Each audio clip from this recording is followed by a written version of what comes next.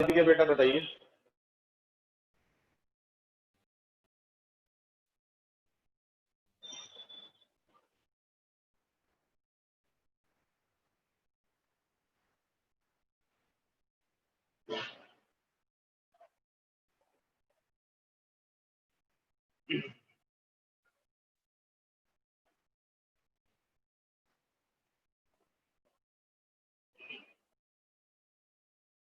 हाँ जी, second application हो गई थी।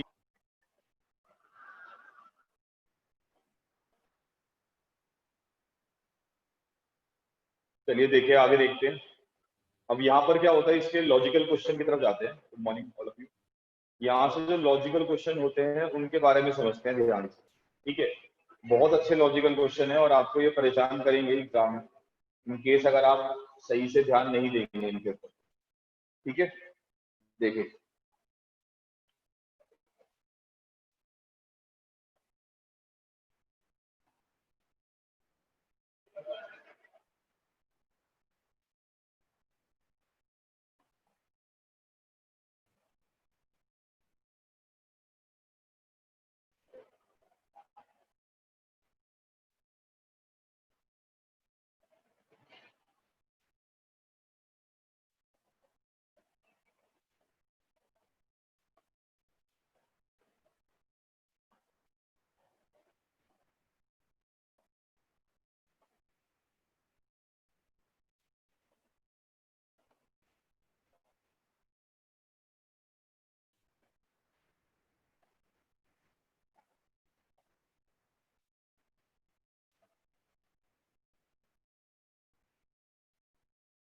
देखिए सामने बोर्ड पे ये मैंने एक सर्किट डायग्राम बनाया है पोटेंशियोमीटर का। ठीक है, और मैं इसके अंदर कुछ लॉजिकल क्वेश्चंस को इनपुट कर रहा हूँ। क्या क्या लॉजिकल क्वेश्चन है, क्या क्या चीजें हैं, जरा देखते हैं सामने बोर्ड पे। ठीक है, जैसे सबसे पहला क्वेश्चन मान लो मेरे पास ये आया कि फर्स्ट क्वेश्चन मैंने ये दिया आपको लॉजिकल क्वेश्चन में कि यहाँ पर हमने रेजिस्टेंस कनेक्ट कर दिया, सपोज एस। यहाँ पर हमने क्या करा, एक रेजिस्टेंस कनेक्ट कर दिया इस जगह पर, और वो कितना रेजिस्टेंस कनेक्ट कर दिया, एस। तो क्वेश्चन मैंने आपको ये दिया कि अगर हम एस को बढ़ा रहे हैं, अगर हम एस को इंक्रीज कर रहे हैं, तो इंक्रीज करने से नल पॉइंट पे क्या इफेक्ट पड़ेगा। What is the effect on the null point if the resistance S increases. Right, question समझ में आया बेटे सबको? सही है, यस और नो?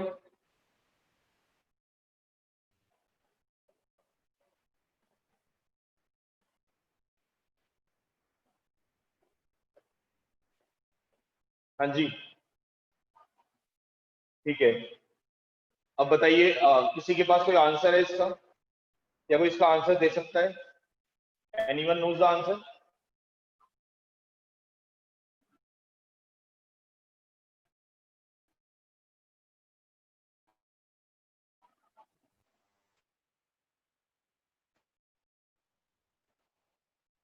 बताइए, कोई बच्चा क्लास में ही बता सकता है?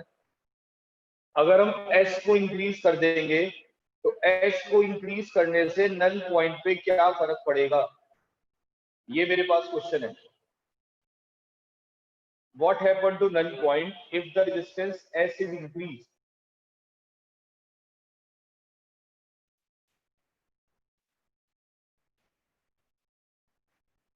हाँ जी बच्चों,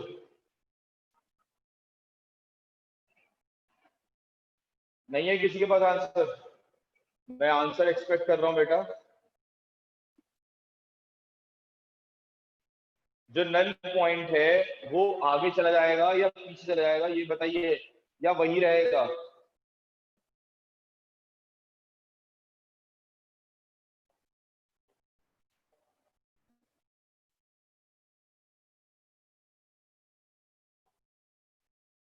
देखिए, अगर हम यहाँ पे इस रेजिस्टेंस को इंक्रीज कर देंगे, तो नल पॉइंट पे कोई फर्क नहीं पड़ेगा। It will not effect on the null point, there will be no effect on null point. Null point पे कोई भी इफेक्ट नहीं पड़ेगा। क्यों नहीं पड़ेगा नल पॉइंट पे कोई इफेक्ट? देखिए, आपको अगर याद हो, कल हमने जब पोटेंशियोमीटर का पहली एप्लीकेशन पढ़ी थी तो मैंने आपको बताया था कि नल पॉइंट में यहाँ पर करंट जीरो जा रहा होता है। अब आप जीरो को जी से मल्टीप्लाई करोगे या जीरो को एच से मल्टीप्लाई करोगे तो आंसर क्या आएगा? आंसर जीरो ही आएगा। ठीक है ना? आंसर क्या आएगा? जीरो ही आएगा। तो अगर आप इस रेजिस्टेंस को इंक्रीज कर दोगे या डिक्रीज कर दोगे तो जब वो जीरो से मल्टीप्लाई होगा तो उसका आंसर क्या आएगा? जीरो ही रहेगा। तो that is why there will be no effect on the null point. Null point पे कोई इफेक्ट नहीं पड़ेगा। सबको क्लियर हो गया? पहले वाले क्वेश्चन का आंसर को क्लियर हो गया बेटा? बताइए यस।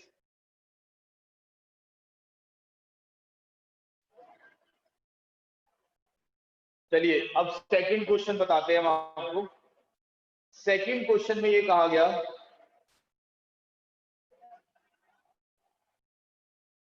कि अगर हम एस को बढ़ा रहे हैं या घटा रहे हैं तो नल पॉइंट पे कोई फर्क नहीं पड़ रहा, हमने अभी कहा। तो अब सेकंड क्वेश्चन ये आया कि हम जब एस को लगा रहे हैं तो एस को क्यों लगा रहे हैं? व्हाट इज द इफेक्ट या what is the use of connecting resistance S? What is the use of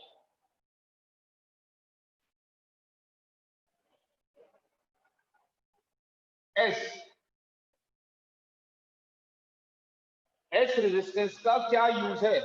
आपने एस को कनेक्ट क्यों करा? What is the use of connecting S? S को कनेक्ट क्यों करा आपने? ये क्वेश्चन आता है। अब देखिए, हमने एस को इसलिए कनेक्ट करा क्योंकि एस के कनेक्ट करने से क्या हो गया? रेजिस्टेंस बढ़ गया, और रेजिस्टेंस के बढ़ने से क्या हो गया? करंट कम हो गया। और जब करंट कम हो जाएगा तो गैल्वेनोमीटर डैमेज नहीं होगा, क्योंकि गैल्वेनोमीटर के अंदर हम ज्यादा करंट नहीं भेज सकते। गैल्वेनोमीटर के अंदर कम करंट ही जा सकता है।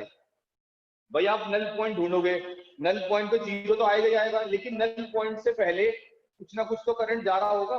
अब वो करंट ज्यादा ना जाए, वो करंट कम जाए, इसलिए हमने क्या करा? एस को कनेक्ट करा। So what is the use of S? So that less current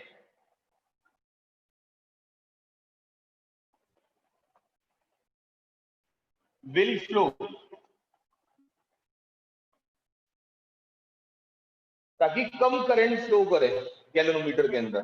ठीक है? सेकंड वाले क्वेश्चन का आंसर समझ में आ गया बच्चों आपको?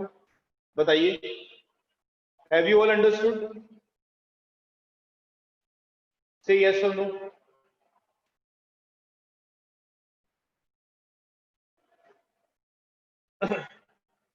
देव क्लियर हो गया?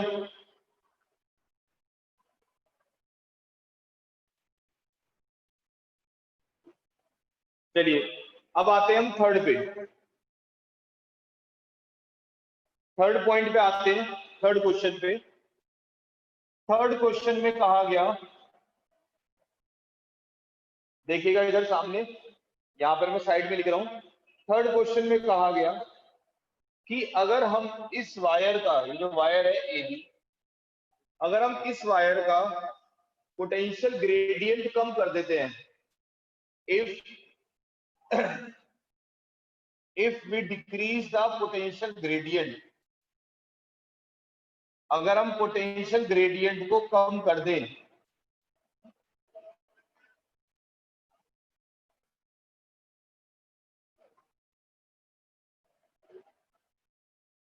तो पोटेंशियल ग्रेडियंट को कम करने से नल पॉइंट पे क्या फर्क पड़ेगा? ये मेरे पास नेक्स्ट क्वेश्चन है। Is the effect of decreasing the potential gradient?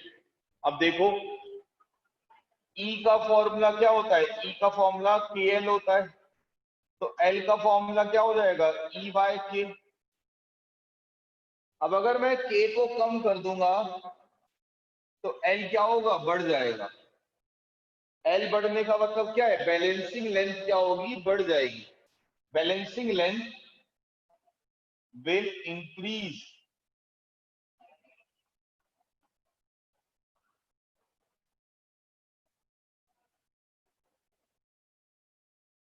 Balancing length क्या होगी, बैलेंसिंग लेंथ बढ़ जाएगी।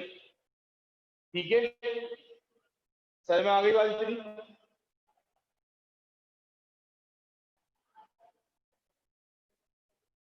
थर्ड वाला क्वेश्चन सर में आ गया सबको? यस, बताइए बच्चे, रिप्लाई करिए यस और नो।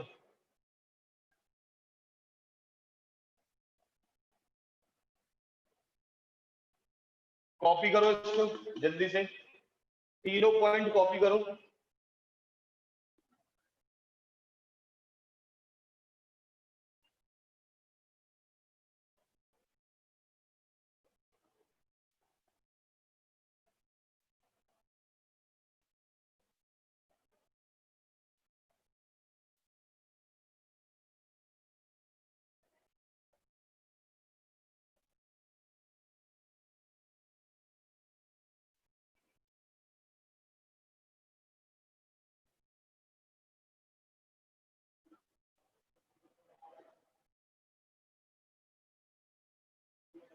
हाँ, नल पॉइंट आगे मिलेगा।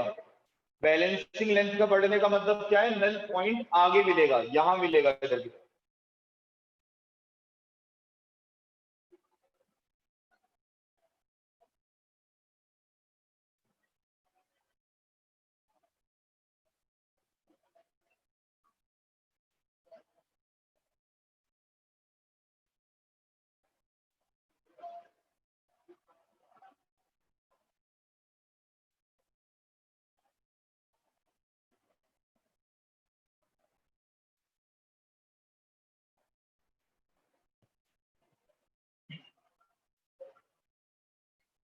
सबने कॉपी कर लिया बेटा?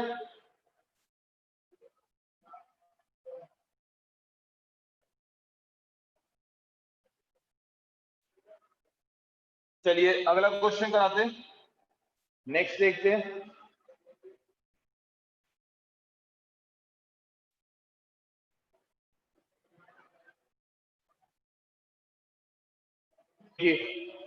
नेक्स्ट है हमारे पास फोर्थ पॉइंट। फोर्थ पॉइंट में ये कहा गया कि ये जो हमारे पास सेल है, इसका नाम क्या है, इसका नाम ड्राइवर सेल है। ठीक है, अगर ड्राइवर सेल का ईएमएफ, अगर ड्राइवर सेल का ईएमएफ कम हो जाएगा, किससे कम हो जाएगा, ईएमएफ ऑफ सेकेंडरी सेल।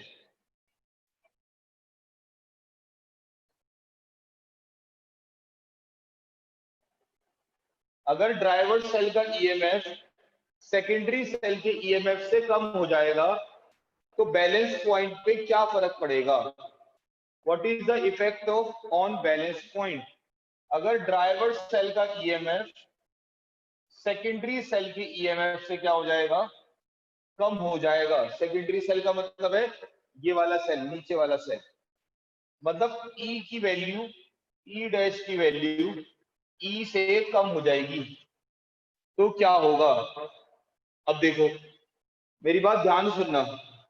देखो, जब मैंने आपको कल समझाया था तो मैंने किस तरह समझाया था आपको, याद करो। मैंने कहा था कि मान लो ये 5 वोल्ट का सेल है, मान लीजिए कि ये 1 वोल्ट अपने अंदर कंज्यूम कर रहा है। ठीक है, इन्होंने क्या करा, अपने अंदर 1 वोल्ट का कंजम्पशन कर लिया और यहाँ पे 4 वोल्ट आ गया। ठीक है, ये 400 सेंटीमीटर की तार है। ठीक है, हर एक वोल्ट को 100 सेंटीमीटर की तार मिली, हर एक वोल्ट को 100 सेंटीमीटर की तार मिली। मान लो ये 2 वोल्ट है, तो 2 वोल्ट बैलेंसिंग लेंथ कहां शो करेगा, 200 सेंटीमीटर पे। 2 वोल्ट बैलेंसिंग लेंथ कहां शो करेगा, 200 सेंटीमीटर पे। करेगा नहीं करेगा, ये सुन लो। कल वाली बात याद आ रही है बच्चे या नहीं आ रही है, मेरे को बताइए। Are you getting my point और नॉट?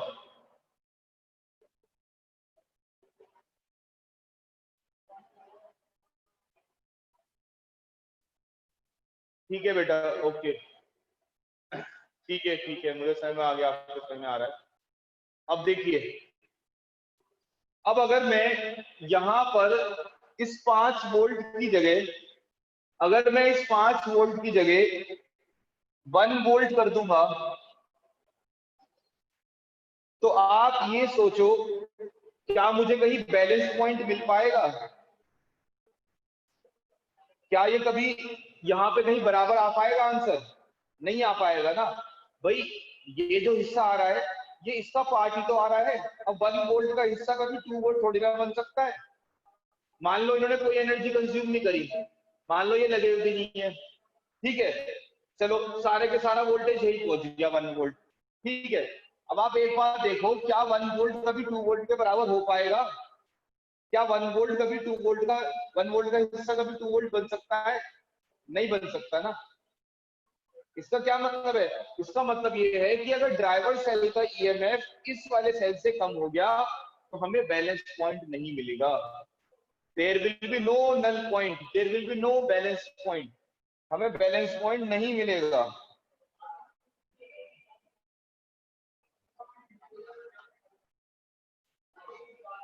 आप पूरी तार में जॉकी को टच करा के देख लेना, ए से लेकर बी तक, आपको नल पॉइंट नहीं मिलेगा कभी भी। सबको समझ में आया? फोर्थ वाला समझ में आया बेटा सबको? यस और नो? ऐसा कोई बच्चा जिसको फोर्थ वाला समझ में ना आया हो, बताइए बेटा, समझ में आया है या नहीं आ रहा है? यस और नो करके भेजिए आंसर।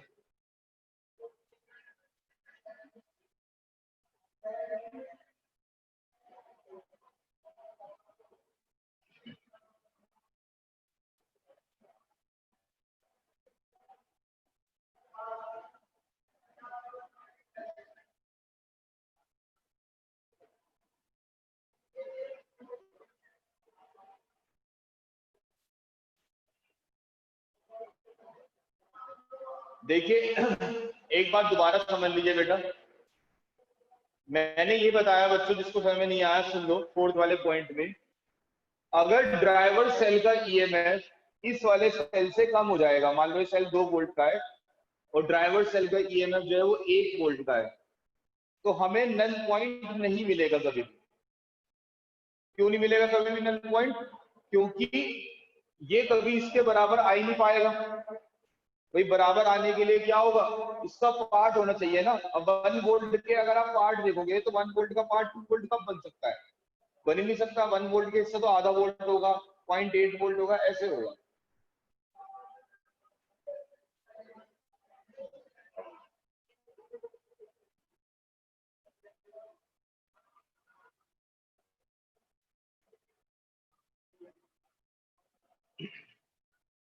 चलिए, ये वाला क्वेश्चन भी हो गया। अब बेटा उत्कर्ष, फॉर्मेट का कोई कंफर्मेशन नहीं है, आप सिंपल तैयारी करो, ठीक है। चलिए अगला क्वेश्चन देखते हैं। क्वेश्चन नंबर 5, क्वेश्चन नंबर 5 करा रहा हूं मैं।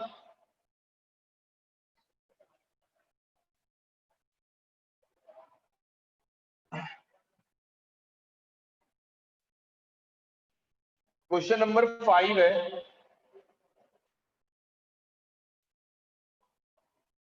अगर हम ड्राइवर सेल के ईएमएफ को घटा देंगे, अगर हम ड्राइवर सेल के ईएमएफ को घटा देंगे, तो नल पॉइंट पे क्या फर्क पड़ेगा? What is the effect on null point, ये हमें देखना है। देखिए,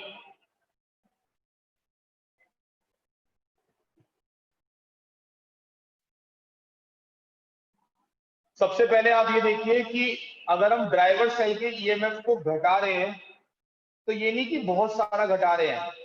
जैसे ये 2 वोल्ट का है, पहले ये 5 वोल्ट है, तो 5 वोल्ट से 3 वोल्ट बढ़ गया, कम हो गया, सॉरी, 5 वोल्ट से कितना हो गया? 3 वोल्ट हो गया, अभी भी इससे बड़ा है। तो हमें ये बताना है कि नल पॉइंट पे क्या फर्क पड़ेगा।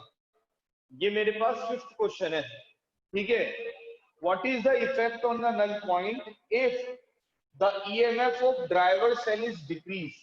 अगर ड्राइवर सेल का ईएमएफ घट जाएगा तो नल पॉइंट पे क्या फर्क पड़ेगा? ठीक है, अब देखो, अगर ड्राइवर सेल का ईएमएफ कम हो जाएगा तो इस वायर का जो पोटेंशियल ग्रेडियंट है वो भी कम हो जाएगा। पोटेंशियल ग्रेडियंट की वैल्यू क्या हो जाएगी? कम हो जाएगी।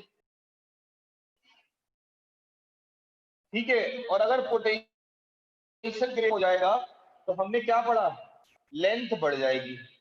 इसका मतलब length will increase, balancing length क्या होगी? बढ़ जाएगी। ठीक है, फिफ्थ वाला क्लियर हो गया? हाँ जी बच्चों, नहीं क्लियर हुआ?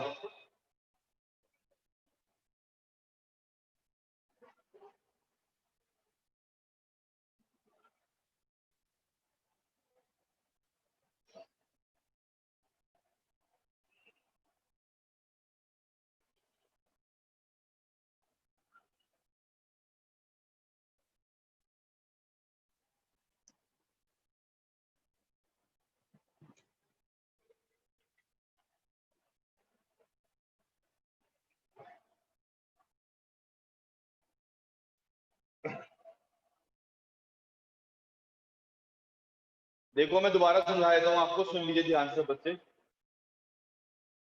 फिफ्थ वाले क्वेश्चन में ये कहा मैंने कि अगर हम ड्राइवर सेल का ईएमएफ कम कर देंगे तो ड्राइवर सेल का ईएमएफ कम करने से बैलेंसिंग लेंथ पे क्या फर्क पड़ेगा? ये क्वेश्चन है फिफ्थ। अब देखो, अगर आप ड्राइवर सेल का ईएमएफ कम करोगे तो पोटेंशियल ग्रेडियंट कम हो जाएगा। इतनी बात समझ में आती है कि पोटेंशियल ग्रेडियंट कम क्यों हो जाएगा? ये वाली बात समझ में आती है बेटा या नहीं आती है दक्ष?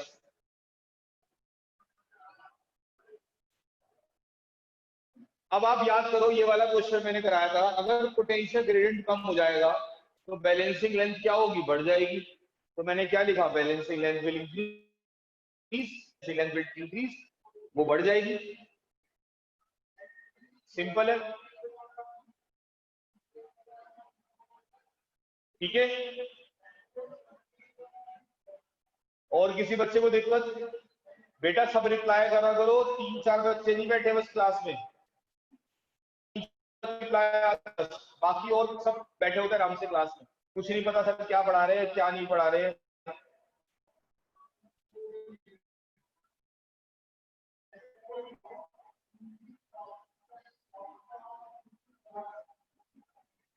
हाँ, बैलेंस पॉइंट और नल पॉइंट सेम है बेटा।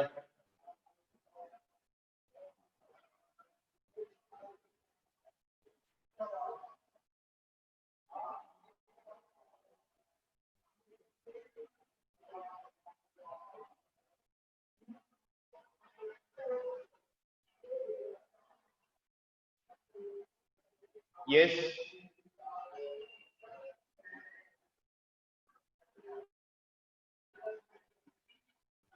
अभी तक मैसेज नहीं आया किसी बच्चे का क्लास में से कि समय में आ रहा है या नहीं आ रहा है, 4 बच्चों के अलावा।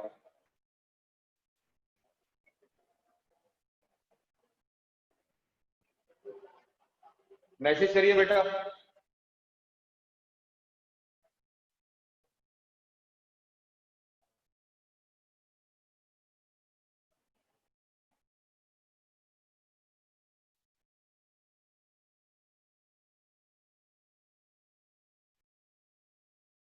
6th क्वेश्चन देखिए।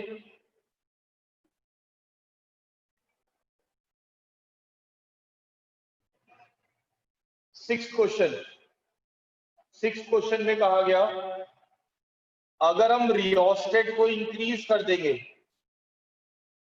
अगर हम रियोस्टेट की वैल्यू बढ़ा देंगे, रियोस्टेट मतलब ये, अगर हम इसकी वैल्यू बढ़ा देंगे तो बैलेंसिंग लेंथ पे क्या फर्क पड़ेगा? ये क्वेश्चन नंबर 6 है मेरे पास। अब देखिए, अगर आप रियोस्टेट की वैल्यू बढ़ा दोगे, अगर आप रियोस्टेट को इंक्रीज कर दोगे तो रियोस्टेट को इंक्रीज करने से क्या होगा? रियोस्टेट ज्यादा वोल्ट कंज्यूम करेगा, ये रियोस्टेट करेगा ज्यादा वोल्टेज कंज्यूम करेगा। और ये जब ये ज्यादा वोल्टेज कंज्यूम करेगा, जब इसके पास ज्यादा वोल्टेज पहुंचेगी, तो यहाँ पर क्या होगा, यहाँ पर कम वोल्टेज आएगी। इस तार के पास क्या होगा, कम वोल्टेज जाएगी।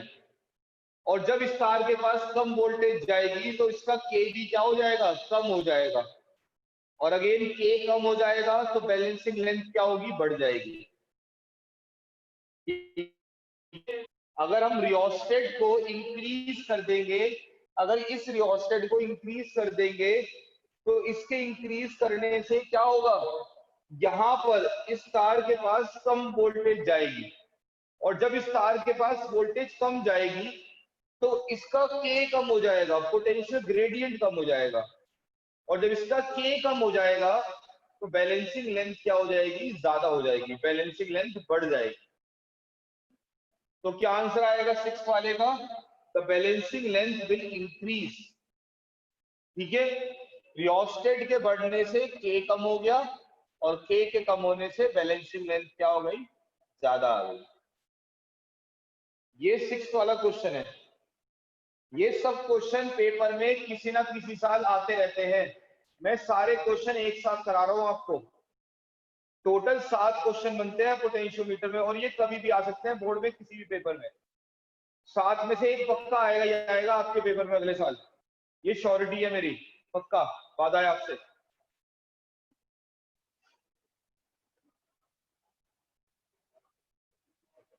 सिक्स वाला क्लियर है? Yes class.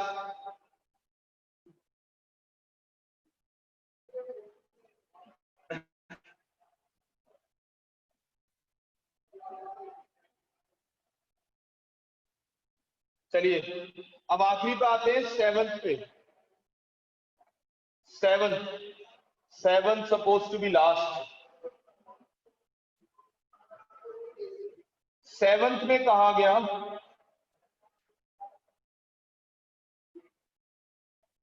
अगर हम ड्राइवर सेल के ईएमएफ इंटरनल रेजिस्टेंस को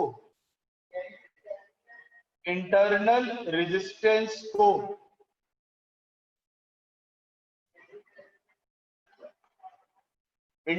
रेजिस्टेंस ऑफ ड्राइवर सेल, जो ड्राइवर सेल का इंटरनल रेजिस्टेंस है, अगर उस इंटरनल रेजिस्टेंस को क्या कर दें, इंक्रीज कर दें, बढ़ा दें, उससे बैलेंसिंग लेंथ क्या फर्क पड़ेगा। This is question number 7।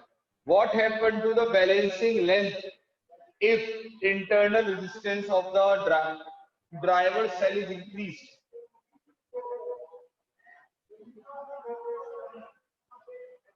ठीक है, दिस इज क्वेश्चन नंबर 7।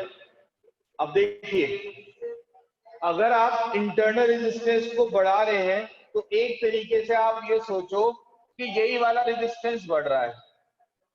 क्योंकि आप याद करो, जब मैंने आपको इंटरनल रेजिस्टेंस पढ़ाया था तो मैंने आपको समझाया था कि इंटरनल रेजिस्टेंस का मतलब एक तरीके से यही हो गया कि ये जो रेजिस्टेंस जुड़ा हुआ है, क्योंकि इंटरनल रेजिस्टेंस सीरीज में जुड़ता है हमेशा, हालांकि उसका लॉजिकल मीनिंग अलग होता है, लेकिन जब हम उसको सर्किट डायग्राम में बनाते हैं तो हम यही बनाते हैं साइड में उसे। तो अगर इंटरनल रेजिस्टेंस बढ़ रहा है तो इसका मतलब रियोस्टेट बढ़ रहा है, और अगर रियोस्टेट बढ़ रहा है तो दैट मींस बैलेंसिंग लेंथ भी क्या हो रही है, बढ़ रही है। क्योंकि रियोस्टेट के बढ़ने से क्या होगा, फिर वही रीजन है, के घटेगा, के घटने से एल बढ़ेगा,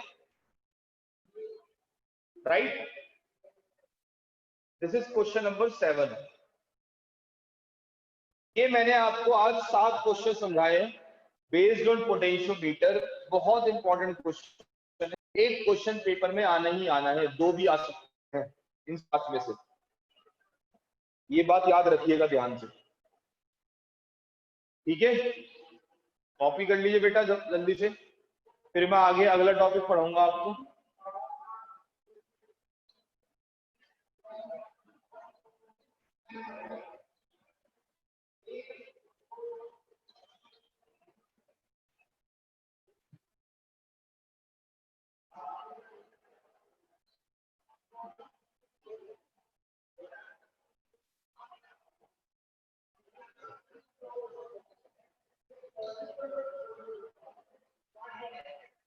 कॉपी कर लिए बेटा सब जल्दी से।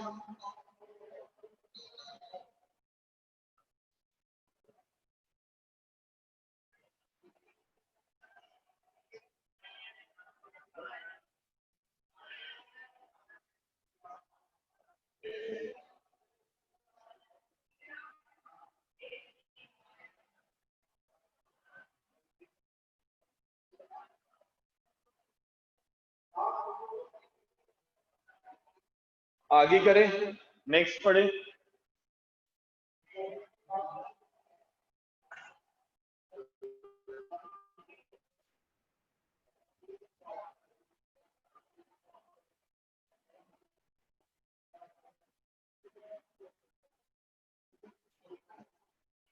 चलिए अगला टॉपिक पढ़ते हैं इस चैप्टर का। ये थोड़ा सा लेस इंपॉर्टेंट टॉपिक है। ये अभी पिछले 4-5 साल से ही हमारे सिलेबस में आया है, और उससे पहले 10 साल पहले, 15 साल पहले था। मतलब पहले था, बहुत पहले, 15 साल तक नहीं रहा, फिर दोबारा से 5 साल बाद दोबारा आ गया। ठीक है ना। और ये हमारे सिलेबस का पार्ट है। It is called heating effect of current. Heating effect of current.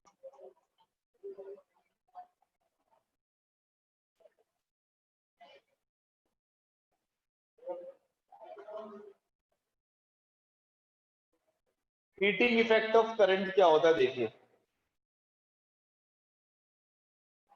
ये जनरली आप 10th क्लास में पढ़ते हैं। आपने देखा होगा या फिर ये समझा भी होगा कि जब भी किसी वायर के अंदर करंट फ्लो कर रहा होता है तो वो वायर हीट क्रिएट करता है, वो तार गर्म हो जाती है। ऐसे बहुत सारे अप्लायंस हैं जो हीटिंग इफेक्ट पे काम करते हैं, जैसे electric iron press, electric bulb, ठीक है, इलेक्ट्रिक हीटर। ये सारे अप्लायंस वो हैं जो हीटिंग इफेक्ट पे काम करते हैं। ठीक है ना। अब होता क्या है कि जैसे ये हमारे पास एक वायर है, इस वायर को हमने क्या करा, एक एक्सटर्नल वोल्टेज से कनेक्ट कर दिया, एक से कनेक्ट कर दिया। तो हमने देखा कि इलेक्ट्रॉन जो होते हैं वो इधर की तरफ मूव करते हैं। ठीक है। अब जब इलेक्ट्रॉन इधर की तरफ मूव कर रहे होते हैं तो उनका कोलिजन होता है प्लस वालों के साथ। वो प्लस वालों के साथ क्या करते हैं, टकराते हैं। अब जब वो प्लस वालों के साथ टकराते हैं तो टकराने पर क्या होता है, वो इन इलास्टिक कोलिजन होता है। इन इलास्टिक कोलिजन का मतलब एक ऐसा कोलिजन एनर्जी का लॉस होता है। तो जब वो इलेक्ट्रॉन प्लस वाले से टकराते हैं तो there is a loss in energy. और वो जो एनर्जी का लॉस होता है वो साउंड की फॉर्म में भी क्रिएट होता है और वो हीट की फॉर्म में भी क्रिएट होता है। तो इसलिए हम कहते हैं कि जब भी किसी तार में करंट जा रहा होता है तो तार क्या करती है, हीट क्रिएट करती है। क्यों क्रिएट करती है, क्योंकि कोलिजन हो रहे होते हैं। कोलिजन होने से एनर्जी का लॉस होता है, और वही एनर्जी का लॉस क्या करता है, हीट का। ठीक है। अब कैसे फाइंड आउट कर सकते हैं हम इसे। हमें बी का फॉर्मूला W/Q होता है, राइट। तो W इक्वल्स टू क्या हो जाएगा, QV। ठीक है। और जो वर्क डन होता है उसको हम हीट लिख सकते हैं। Heat energy equals to QV, right. अब मेरे को पता है I का फॉर्मूला Q/T होता है। तो Q का फॉर्मूला I/T, यानी कि यहां से हीट एनर्जी का फॉर्मूला क्या आ जाएगा, VIT।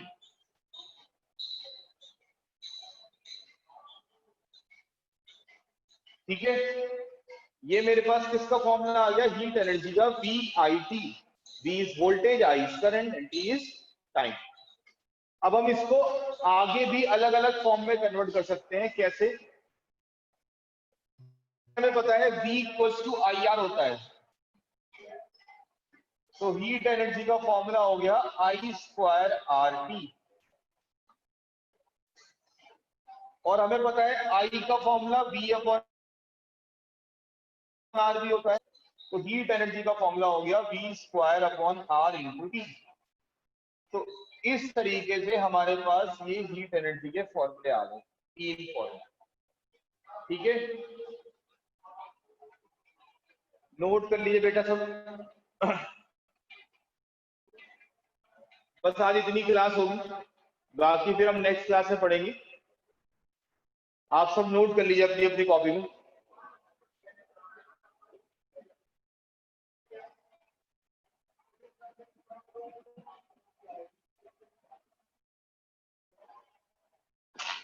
सॉरी,